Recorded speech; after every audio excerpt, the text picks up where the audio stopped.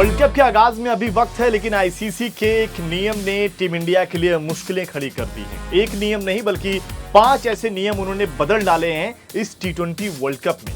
तो इस world cup में कौन से वो 5 नए नियम हैं जो टीम इंडिया की परेशानी बढ़ाएंगे, इसके अलावा गेंदबाजी और बल्लेबाजी टीम के लिए भी मुश्किलें पैदा कर सकती हैं। इस वीडियो में आपको बताने वाले हैं। लेकिन सबसे पहले बात कि वर्ल्ड कप खेला कब जाएगा। 1 तारीख से लेकर 29 जून के बीच में टी20 वर्ल्ड कप खेला जाएगा। रही बात नियमों की, तो सबसे पहला जो नियम है उसकी अगर बात करें, स्टॉप क्लॉक का होगा इस्तेमाल। स्टॉप क्लॉक का होगा इस्तेमाल, ये अपने आप में पहली बार ऐसा होगा जो इस्तेमाल किया जाएगा। 1 जून से ही इस नियम को लागू किया जाएगा। इसमें खास बात ये होगी कि गेंदबाज को अपना अगला ओवर डालने के लिए 60 सेकंड के अंदर ही दूसरा ओवर शुरू कर देना है। जैसे कि मान लीजिए पहला ओवर कंप्लीट होता है और उसके बाद कई बार होता है कि हमने देखा है कि ज्यादा वक्त लगता है, टीम वहां पर अपनी रणनीति बना रही होती है या फिर दूसरे बल्लेबाज वहां पर समय ले रहे होते हैं। लेकिन अभी क्या करना है कि आपको 60 सेकंड के अंदर आपको दूसरा ओवर शुरू कर देना। अगर ऐसा आप नहीं कर पाते हैं, 2 बार ऐसी गलती करते हैं तो अंपायर आपको चेतावनी दे रहा है। लेकिन दो गलती के बावजूद भी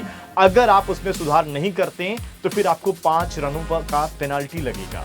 ये आपके लिए नुकसानदेह साबित हो सकता है। वहीं अगर दूसरे नियम की बात करें तो सेमीफाइनल में नहीं होगा रिजर्व डे। यह खबर अपने आप में परेशान इसलिए कर सकती है। 2 सेमीफाइनल मुकाबले हैं, एक में रिजर्व डे होगा लेकिन दूसरे में रिजर्व डे नहीं होगा।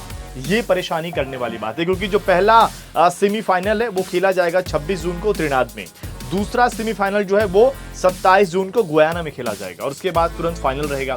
अब ऐसे में क्या है, 29 तारीख को फाइनल है। अब ऐसे में क्या है कि जो पहले मुकाबले के अगर आप देखिए सेमीफाइनल रखा गया है, लेकिन दूसरे मुकाबले के लिए सेमीफाइनल के लिए रिजर्व डे नहीं रखा गया है। इसमें कंफ्यूज करने वाली बात यह है, इंडिया के लिए परेशानी वाली बात यह है कि अगर भारतीय टीम जिस ग्रुप में है वहां से क्वालिफाई करती है तो वो दूसरा सेमीफाइनल में ही खेलने के लिए पहुंच सकती है।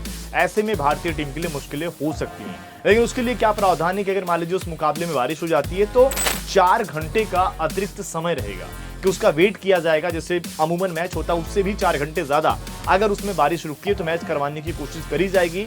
अन्यथा जो है ये भारतीय टीम के लिए मुश्किलें हो जाएंगी। फिर वो जैसा हमने हमेशा देखा है कि जो ग्रुप में पॉइंट्स में ऊपर रहते हैं उन्हीं को फिर आगे क्वालिफाई कर जाएंगे।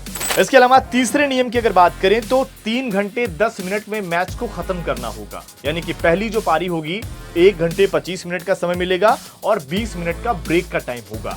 वरना हमने देखा है कि मुकाबले खत्म होने में लेट हो जाता है, लेकिन आईसीसी यहां पर सख्त है। वो अपने मुकाबलों को जल्दी खत्म करना चाहता है, क्योंकि ब्रॉडकास्टर का मसला है। इंडिया में मुकाबले जिस तरीके से प्रसारित होंगे ये भी ध्यान में रखा जाएगा। अगर ये गलतियां बार बार होंगी तो फिर आपको वो जो स्लो ओवर रेट की पेनल्टी लगती है उसका जुर्माना आपको भुगतना पड़ेगा।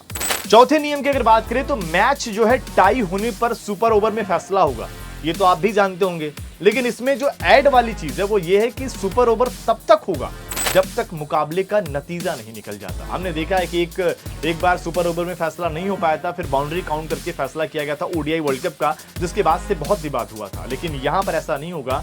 मैच जब तक खत्म नहीं हो जाता है तब तक लगातार सुपर ओवर होते रहेंगे।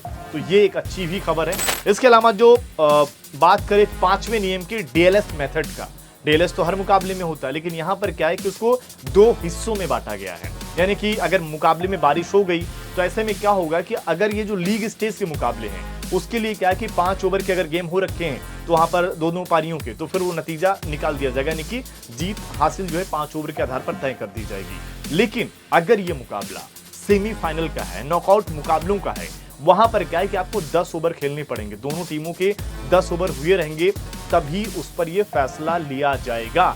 तो ये एक बड़ा अंतर है। तो ये बदलाव रहेगा इस बार के टी20 वर्ल्ड कप में। ये 5 नियम काम करने वाले हैं। आपके हिसाब से इसमें सबसे अच्छा नियम कौन सा है? कमेंट करके अपनी राय जरूर दें।